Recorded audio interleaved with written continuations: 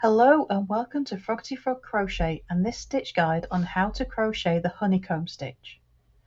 So this is a really beautiful stitch and just doesn't look like any other crochet stitch you've ever seen, but it is a challenge and I would definitely class this as a challenging stitch.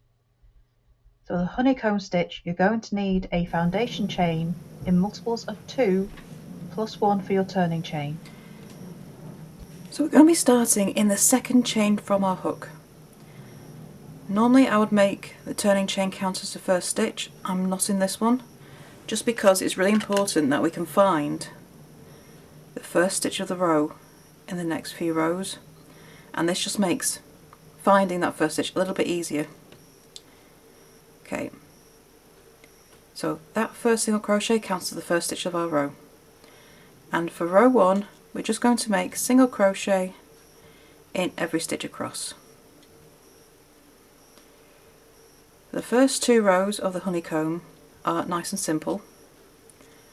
We're just going to make 2 rows of single crochet, and this sets us up to be able to start our honeycomb stitches later. So row 1, just single crochet in every chain, and last stitch. Okay, so there's row 1, just all single crochet. So now we're going to turn,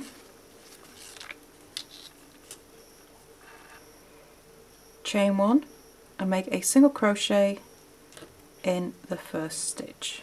I'm just going to mark that. And then row 2 is the same again. Single crochet in every stitch across. So this stitch, I would try and keep your tension a little bit looser than usual, as we will be working into these rows again to make the spike stitches of the honeycomb. It'll just make things a little bit easier if your tension's a little bit looser. And keeping count for the first few rows of this are going to make life a lot easier. So if you find yourself going wrong in the first few rows, it's probably because your count's gone wrong somewhere. Okay, rows 1 and 2, single crochet. Right, row 3. Turn, chain 1. You're going to single crochet in the first stitch. Just move my stitch marker up. Right, so now we're going to start our spike stitches, and we need to make a spike in the second single crochet of row 1, and that's why I started this with a stitch as the first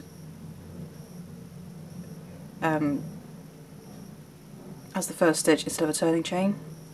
So there's our first stitch, nice and easy to see. So we're going to make the spike stitch in the second stitch. So we're going to go into where that second chain is under there, then yarn over, pull up a loop to the same height as your single crochet you just worked in, yarn over and pull through. So it's a single crochet spike stitch. Now we're going to single crochet in the next stitch. So there's the stitch we just worked in front of, and our next stitch is here, and make a single crochet. So your stitch count stays the same, and then we're going to make another spike stitch in the stitch directly below in row 1.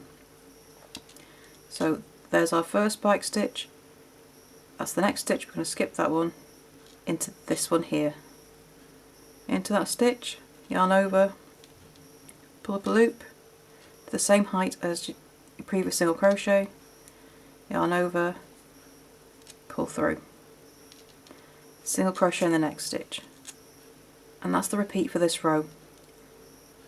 Spike stitch, single crochet, spike stitch, single crochet. So we skip that one down there, so there's our last one, not that stitch, into this one and make another spike stitch. and just single crochet spikes, single crochet all the way across. So remembering that you're skipping this stitch and going to the next stitch is the easiest way to keep count. It's just making sure that first spike stitch of that row goes into the right place. So they should be nice and straight downwards, and that's how you know you're in the right stitch.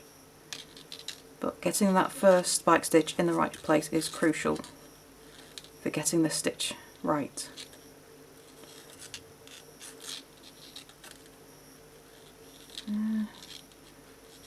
Spike, and you can see I'm on my last stitch, and we're going to make a spike stitch in the last stitch as well. So it goes into right here. It does feel very wrong having a spike stitch as a last stitch of the row, but that is how it's supposed to be. And there we go. Just need to get that turned around. And that is row 3. A nice row of spikes. Okay, row 4. This is where we start getting tricky. Turn, chain 1, single crochet in the first stitch.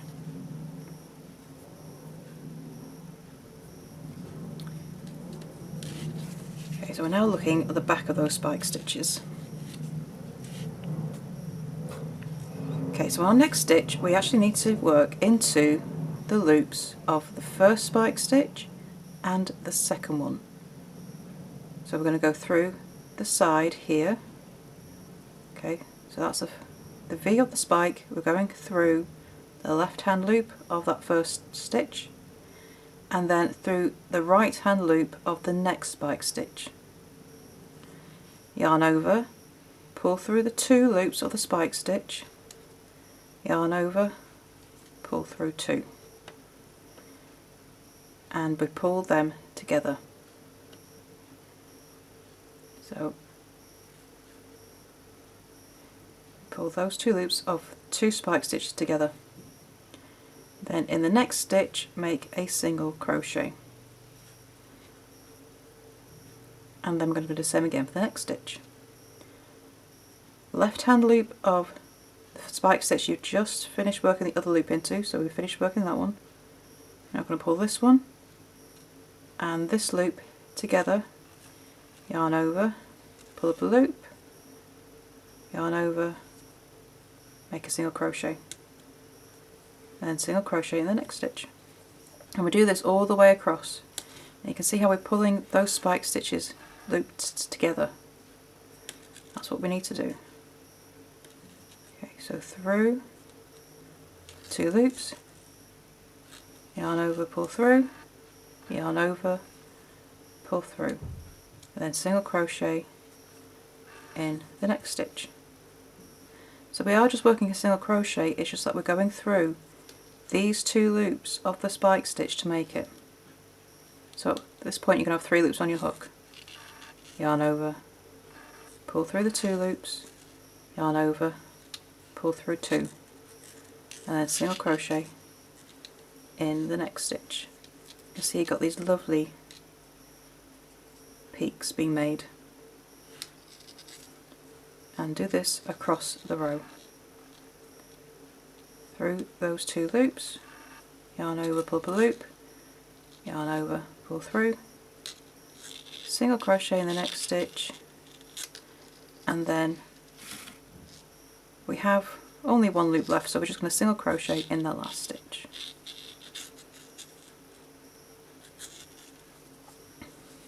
And that's row 4. Okay, so onto row 5. We're going to turn and chain 1. I'm going to take this stitch marker out for a minute. Now the first stitch of row 5 is a spike stitch. Row 5 is the tricky row. We've got to make sure our hook is going through in the right places. If you've got your first set of spike stitches all lined up in the right place, this is going to be easier, much easier. If you've got that first placement wrong, this is where it's going to cause trouble, so you'll know. Right, so essentially this is a repeat of row 3. But the tricky part is starting, because our first stitch is a spike stitch, and then we need to make sure our hook is coming through the other side in the right place. So if I turn back over, we need all our spike stitches to come through the middle of these upside down V's. They have to come through there. So you've got to make sure everything's in the right place. Okay, so the first stitch is a spike stitch. So 2 rows below, which is here, see that gap there? So we're kind of halfway in height, up, halfway up the other spike stitches is where that's going to be, and it's going to be in between. So yarn over, pull up a loop to the height of a single crochet, yarn over, pull through. And that's the first stitch of this row, so I'm going to mark that. And then a single crochet in the next stitch. So if I turn over, that spike stitch is to the left of that first cable there. That's the back of the last spike stitch. It's got to come through to the left. Or right if you're left-handed. Right, so the next spike stitch goes here, okay, in between these 2 spike stitches, into there, yarn over, pull up a loop to the height of a single crochet, and finish off. If we turn around, it's right in the middle of that upside down V. Okay, you don't want it appearing in the middle here. It's got to be the mountain part, not the valley. Okay, so we need it right there. If you haven't got your stitches lined up properly in row 3, if you've started your spikes in the wrong stitch and you've gone one too many over, this is not going to line up properly. So if you've got your spacing, your counts wrong, in row 3 this is going to show up now. So it should come through nice and easy right here. Okay, so after your spike we single crochet, and then we repeat. Our next spike is in between these 2, and it's right there. Insert your hook, pull up a loop to the height of a single crochet, and pull through. Single crochet in the next stitch. Right, so that's not gone through into the right place. So that's gone into the wrong side. So I went through at the wrong angle for that one. So I just pull that spike out. So it's good to check with each stitch that you're going through the right place. So it should have come through there. And all it takes is going through at the wrong angle. So I've clearly gone through at a sharp angle instead of straight through. So if I pull that out, there we go. Pull that up again. There's a spike. Single crochet in the next stitch. If I turn that back round, it's now in the right place. So it is quite easy to get your stitch in the wrong place. It just means you put your hook through a really sharp angle instead of straight through. Okay, so you do need to check that every so often. Okay, next spike stitch is through there. Try and go through straight this time. Yarn over, pull up a loop, single crochet in the next stitch. And if I turn, that's now in the right place. Okay, if your stitches were lined up wrong in row 3, then the only way you're going to get your spike in the right place is to put your hook through at a really sharp angle. You shouldn't need to, it should go straight. I hope that's making sense. But you know, if you're having trouble with this and what I mean, come to the Facebook group and I shall do my best to help. Okay, but if you got your stitch counts right in row 3 and it's all lined up as it should, then if you put your hook straight through, it's going to come the right place. Okay, and you can see these are all lined up nicely now that I've got my hook going through at the right angle. Okay, so we carry this on to the end of the row. Spike, single crochet, spike, single crochet. So last spike of the row is here. Pull up a single crochet, and then single crochet in the last stitch. If I turn around, they're all my spikes are in the proper places as they should be. Okay, so at row 6, turn, chain 1. Right, so we're going to single crochet in the first stitch, and we're going to single crochet in the next stitch as well. And now we're going to start making our single crochets through those two sides of the 2 spike stitches, and we're going to start pulling them together again. So through this side and through this side. So if you're right-handed, it's the left hand loop and the right hand loop. If you're left-handed, it's the right hand loop and the left hand loop. Okay, so through those 2 loops, yarn over, pull through, yarn over, pull through, single crochet in the next stitch. And you can see we're getting these diamond shapes. Next one, through that unused loop of that first spike stitch and through the first loop of the next one, yarn over, pull through 2 loops, yarn over, pull through 2, single crochet in the next stitch. And now we're getting these diamonds. The next set that you do will look a bit neater than this, just the first set always look a bit tighter as you go up, but nothing to worry about. So done the single crochet, so through the next